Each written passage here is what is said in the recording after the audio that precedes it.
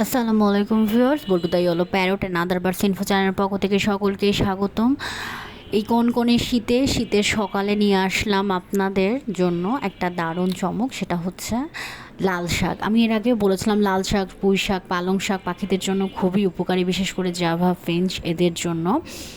তো দেখেন, যে কোনো জাভাকে কিন্তু আপনি এটা দিতে পারেন, গোল্ডেন হোক বা জেব্রা ফিঞ্চ হোক, যে আপনি দিতে পারেন জাভা ফিঞ্চ, যে কোনো প্রজাতিরকে এদের দিতে পারেন।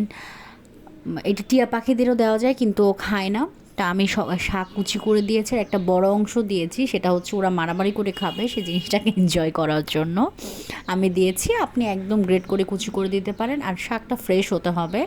একদম কিনে নিয়ে এসে টাটকাটা দেওয়ার চেষ্টা করবেন। আর যদি কোনো কারণে না পারেন, অনেক সময় রাত্রেও কেনাকাটা হয়, তখন ফ্রিজে রেখে দিয়ে পরের দিন দিলেন।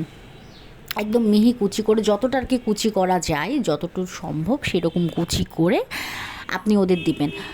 ওরা প্রথম প্রথম যদি অভ্যস্ত না থাকে, তাহলে কিন্তু প্রথম প্রথম আসবে না খেতে। আপনি ঘন্টাখানিক দিয়ে রাখবেন, দেখবেন ঠোকাবে, ফেলবে, এরকম করতে করতে এক সময় শিখে যাবে। আমি এভাবে আমার পাখিদের খাওয়া শিখিয়েছি। তো এরা যেহেতু আমি বাচ্চা কিনেছিলাম, অ্যাডাল্টদের কিন্তু সমস্যা হয় না, ওরা দোকানে দেয়, খেয়ে অভ্যস্ত। বাট এরা একদমই ছোট্ট পাখি কিনেছিলাম বাচ্চা, সেমি অ্যাডাল্টের চেয়েও একদম বাচ্চা, বেবি বলতে পারি, সেমি অ্যাডাল্টও না। এখন এক একটা সেমি অ্যাডাল্ট, এক একটা অ্যাডাল্ট এরকম হয়ে গেছে। তো এই পাখিদের আমি একদম কুচি করে শাক দিয়েছি। শাকে প্রচুর পরিমাণ ভিটামিন আছে লাল শাকে, যেটা মানবদেহের জন্য খুবই উপকারী। পার্সোনালি আমি লাল শাক খুবই পছন্দ করি। আমি আমার হাজব্যান্ড যেদিন লাল শাক রান্না করি, সেদিন আর কোনো কিছু ইচ্ছাই করে না খেতে। তো মূল কথায় আসি, এই লাল শাক দেখেন ওদেরকে দিলাম। প্রথমে কিন্তু ওরা আসবে না, এরকম শুরু করবে। আর একটা সাত পাকে ঘুরছে, সেটা হচ্ছে কানা। এই কানাটা সাত পাকে এভাবে ঘুরে যখন ঠুকাঠুকি খায়, তখন ওর মনে হয় যে না, এখানে খাবার আছে। ও আসলে আন্দাজের উপরে চলে, যেমন আমাদের অন্ধরা যারা যেভাবে চলে, ও একদম পাখিরাও সেম একই জিনিস। মানুষ পাখি প্রাণ তো।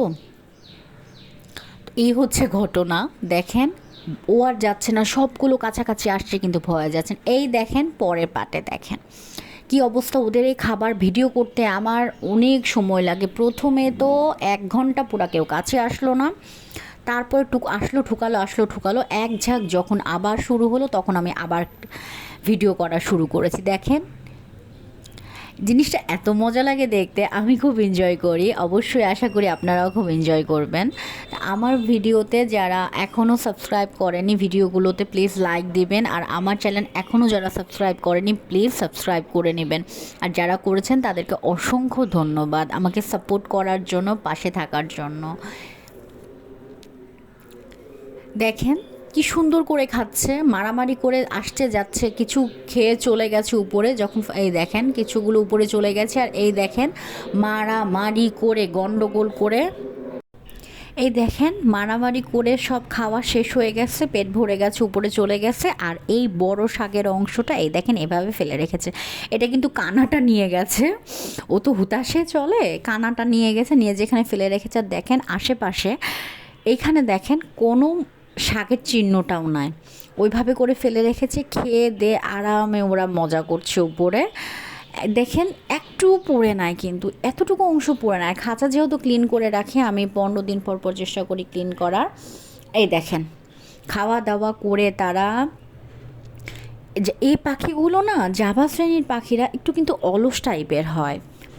দেখেন এটা এভাবে পড়ে আছে। ওকে ভিউয়ার্স, আল্লাহ হাফেজ, থ্যাঙ্কস ফর ওয়াচিং।